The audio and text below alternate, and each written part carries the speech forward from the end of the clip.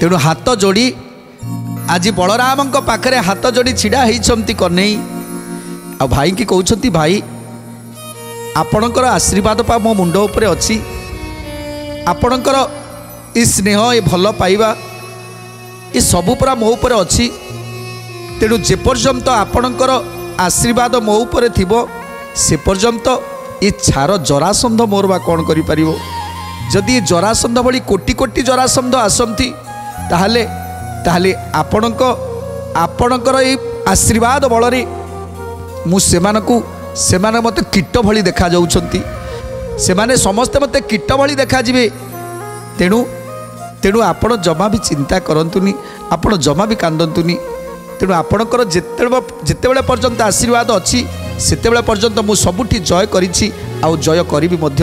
आउ कोन कहउछंती प्रभु रुक्मिणी नाम रे अछि भीष्म कर जेमा प्रत्यक्ष से महालक्ष्मी रूपे अनुपमा प्रत्यक्ष से महालक्ष्मी रूपे अनुपमा प्रत्यक्ष से महालक्ष्मी रूपे अनुपमा शिशुपाल कुबरण करिछि ता भाई पिता माता दुही तांको मन पाउ नाही पिता माता दुही तांको मन पाउ नाही पिता माता दुही तांको मन पाउ नाही।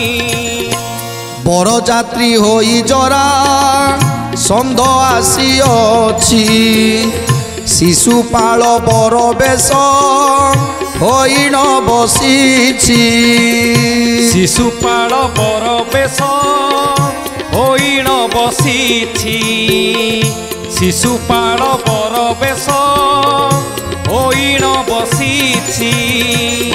13 घड़ी बेल विवाह शेष हेब आज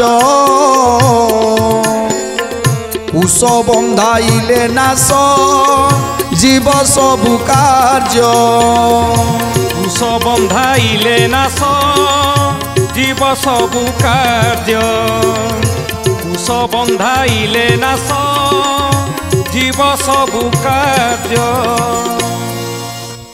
तेणु आउ समय नथिला भाई जेतेबेले जेतेबेले दूत जाई पहुँची गले मो पाखरे आउ चिटाउरे लेखा थिला जे पंचमी तिथि रे विभागर शिशुपाल बर हे जाई सारिलानी।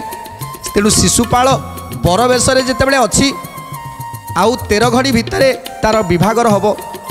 तेणु रुक्मिणी कहिसंती लिखिसंती चिटाउरे हे प्रभु जदि विवाह समय जदि आपण न आसीबे ताले मु आत्महत्या करिदेबी। ये सबू कथा को शुणी मो पाखरे आउ समय नथिला मु काहाकू जणे कि आसीबी ए कथा मो पाखरे समय नथिला।